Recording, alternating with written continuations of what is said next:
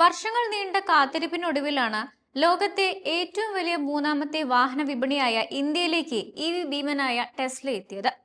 Model ഇറക്കുമതി ചെയ്യുന്നത് കൊണ്ട് തന്നെ വാഹനങ്ങൾക്ക് വില കൂടുതലായിരിക്കുമെന്ന് തുടക്കത്തിൽ തന്നെ സൂചനകൾ ലഭിച്ചിരുന്നു.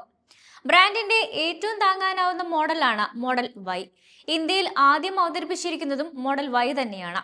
ഇനി പുതിയ ടെസ്ല വാങ്ങിയാൽ നമ്മുടെ വീടുകളിൽ ചാർജ് ചെയ്യാൻ എത്ര രൂപ ചിലവ് വരുമെന്ന് നോക്കാം. 60 kilowatt hour, 75 kilowatt hour battery പാക്കുകളുള്ള ഓപ്ഷനുകളിലായിരിക്കും ഇന്ത്യയിലെ ടെസ്ല മോഡൽ വൈ ഇവിയുടെ റിയർ വീൽ ഡ്രൈവ് പതിപ്പ് ലഭിക്കുക. 75 കിലോവാട്ട് ഹവർ ബാറ്ററി പാക്ക് തന്നെ ഉദാഹരണമായി എടുക്കുകയാണെങ്കിൽ ടെസ്ല മോഡൽ വൈ ഇലക്ട്രിക് കാറിന്റെ ലോങ് റേഞ്ച് മോഡൽ ഫുൾ ചാർജിൽ 622 കിലോമീറ്റർ വരെയാണ് വാഗ്ദാനം ചെയ്യുന്നത്. ഇത് ശരിക്കും 550 കിലോമീറ്റർ എന്ന് വേണമെങ്കിൽ കണക്കാക്കാം.